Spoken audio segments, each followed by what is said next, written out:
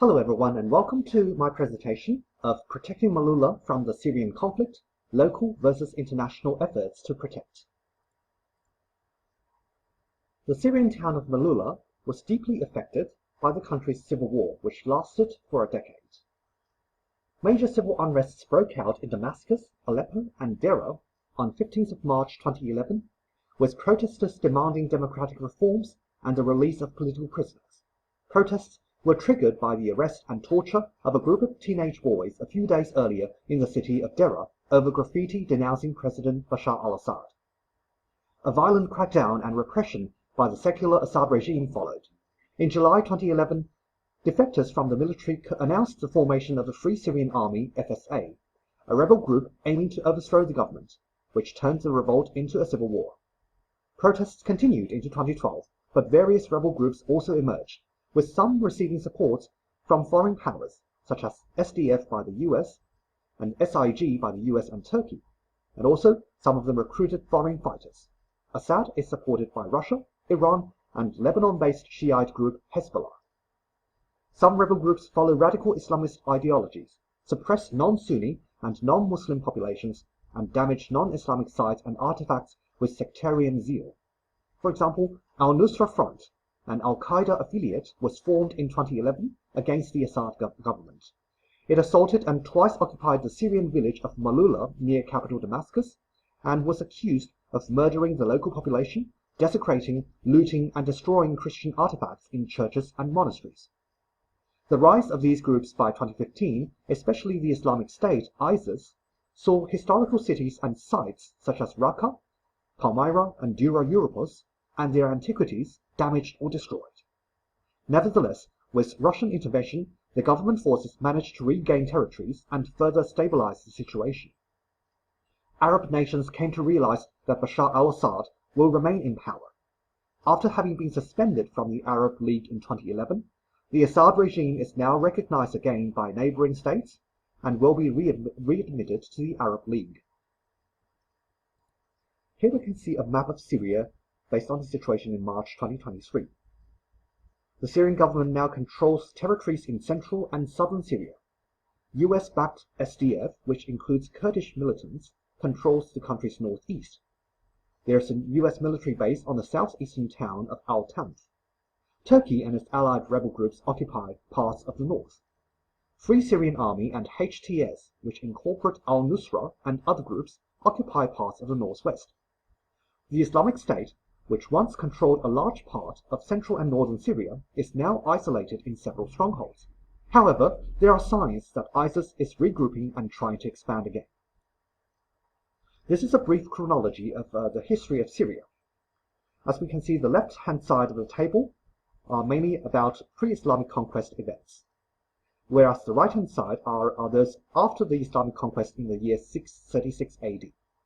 Notably, President Bashar al-Assad and his father Hafez both belonged to the Arab Socialist Party of Ba'ath. This group came into power through coup d'etat in 1963. So what are the significances of Maaloula? Located 50 kilometers northeast of Damascus, Maaloula is a predominantly Christian village, with Greek and Antiochian Orthodox and Greek Melkite Catholic residents. The village has two major monasteries dated as far back as 4th century AD, which are Saint Sarkis or Sergius Monastery of the Melkite Church and Saint Sekluch Monastery of the Orthodox Church. Being one of the earliest Christian communities with some of the oldest Christian icons, Maaloula is linguistically unique that its residents can still speak Aramaic. This language is believed by some scholars to have been used by Jesus Christ.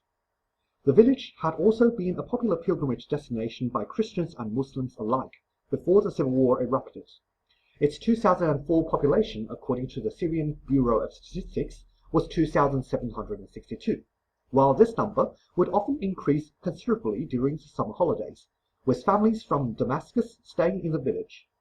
This village is also on the UNESCO Tentative World Heritage List. Though Maaloula is inside the Kalamun mountain region, it is close to key smuggle routes to sustain rebel strongholds. Control of the village changed hands at least 4 times during the Civil War. Sectarian fighters aimed to occupy this village as a trophy for Islam, and to eliminate the village's Christian values in terms of humans and objects. President Bashar al-Assad visited the heavily damaged village in April 2014 and pledged to restore Maaloula to its ancient beauty. Here we have a table of the major stakeholders involved in the Syrian conflict and for the case of Maaloula, including pro-Assad belligerents, anti-Assad belligerents, international conservation groups, international Christian organizations, and the residents.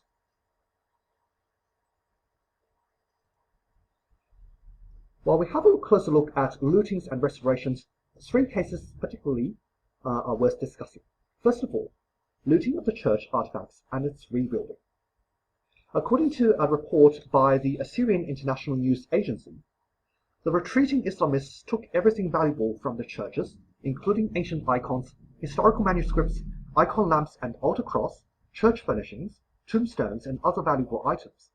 The militants destroyed everything they could not hastily take along. Some of the buildings were burned. After the liberation under the support of the governments of Syria, the citizens of Maaloula started rebuilding churches, assembling church furnishings, religious books, and other objects piece by piece. The Christians try not only to rebuild Maaloula, they try to rebuild the relationship between them and the Muslims shattered by ISIS. And in this case also particularly, St. Sarkis Monastery's 16th and 18th century icons, which once decorated its church walls, are missing. They are believed to be sold or destroyed by jihadists. Secondly, repatriation of Maaloula's icons. 5 icons were looted by militants and to be sold on the black market.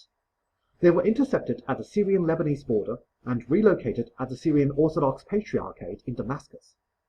3 of them were returned to Maaloula, but there appears to be no report of other major recovery of looted Maaloula objects, especially from overseas. Thirdly, St. Thecla Monastery largely restored and reopened to visitors. The monastery chaplain, Father Elias Addis, returned to Maaloula once the militants retreated. According to him, 90% of the reconstructions are already done, and tourists are returning. The church and the village have revived.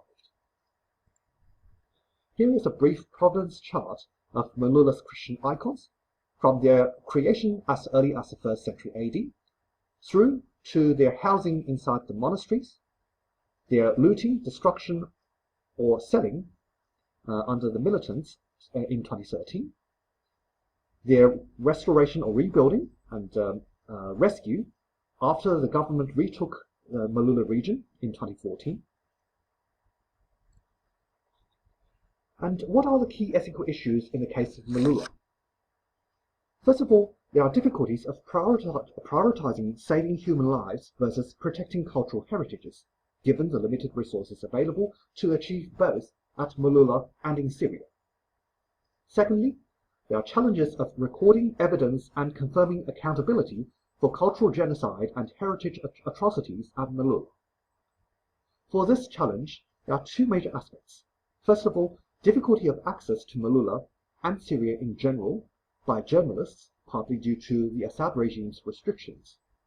Secondly, a lack of record of how the objects left Maaloula and Syria can make these objects enter the art market more easily. It can also make biased provenance research and repatriation harder. Western collecting institutions in particular may, depending on their country's implementation of the 1970 UNESCO Convention and the scope of their bilateral art trade restriction agreements with Syria, refuse to return the objects. Possible justifications of such refusal include lack of evidence of illegal removal of the objects from Syria against Syrian law, and lack of evidence connecting the objects with Maaloula's churches or any churches or religious monuments in Syria. Third ethical issue is the international society's general reluctance to cooperate with the Assad regime faces a dilemma. Foreign governments and NGOs should reconsider conservation and humanitarian aid at and repatriation to Maaloula, given the Assad regime's stronger commitment, compared to the militants, to protect the lives of local residents and maintain the village's cultural values. At the same time, foreign entities should also be aware of Assad's use of cultural property as a lever for support and keep aids at arm's length. So my proposed discussion question for you all is it too costly for the returned residents to keep Maaloula's multicultural and multi-religious identities living and on display for visitors at the risks of their own lives and their properties, with anti-government militants still active in some rural areas? Or should this intangible heritage of multi-religious society be an example for places with low religious tolerance, and to educate the broader societies domestically and globally, such as making this tentative heritage a World Heritage Site? This is a photograph of the destroyed icons from a Maaloula church. This is my reference list, and thank you for your attention.